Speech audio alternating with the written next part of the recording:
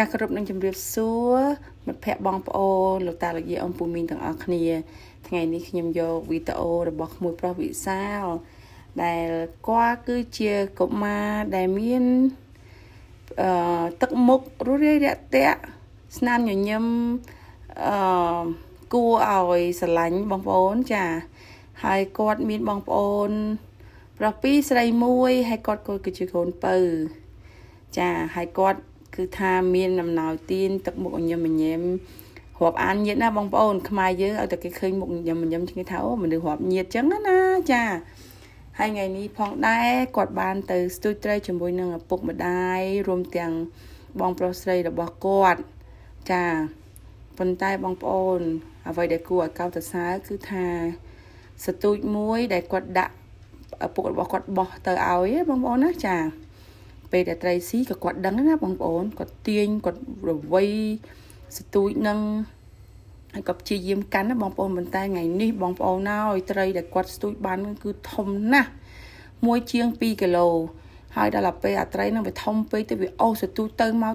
គ្នានោះខំល្វីផងទាញផងហើយអាបែកញើសបែកញើសក៏បែកញើសអាក្តៅក៏ក្តៅហើយគ្នាប្រឹងអើយប្រឹងបងប្អូនល្វីទប់នឹងក្បាលផងហើយពេលក្តៅទៅវាបែកញើសយ៉ាងអេះក្បាលផងជូតញើសផងប៉ុន្តែដៃមួយចំហៀងគឺថាអត់ប្រឡែងទៅទូចោលទេបងប្អូនអញ្ចឹងមានន័យថាកុមារម្នាក់នេះគឺមានការតស៊ូអំណត់និងមានសេចក្តីព្យាយាមល្អណាស់បងប្អូនឃើញទេបងប្អូនបើសិនជាគិតវីដេអូដែលគាត់ស្ទូចចាប់ដើមពីពេលបោះ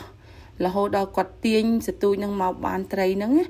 គឺចំណាយពេលវេលារហូតដល់4នាទី28វិនាទីបងប្អូនចាអញ្ចឹងមានន័យថាគាត់ប្រឹងប្រែងព្យាយាមណាស់អញ្ចឹងមិនថាអ្វីมันអាចបានមកដោយមានការងាយស្រួលទេបើសិនជាយើងមិនប្រឹងបើសិនជាយើងមិនអំណត់មិនតស៊ូគឺអត់បានទេបងប្អូនឃើញជាក់ស្ដែងហើយត្រីនេះគឺធំណាស់បងប្អូនហើយគ្នាទាញសឹងថាត្រីទាញមនុស្សតម្លាក់ទឹកវិញណាប៉ុន្តែគាត់នៅតែព្យាយាមគាត់ចេះពីវិធីល្វីធ្វើម៉េចកុំឲ្យទៅទូចនឹងដាច់ចេញពីមាត់ត្រីណាបងប្អូនចាហើយចឹងវីដេអូនេះខ្ញុំកាត់បន្តិចឲ្យដោយសារថាដើម្បីឲ្យវាខ្លីកុំឲ្យបងប្អូនមើលយូរពេកទៅធុញចាអញ្ចឹងអរគុណជំរាបលាជួបគ្នាវីដេអូក្រោយ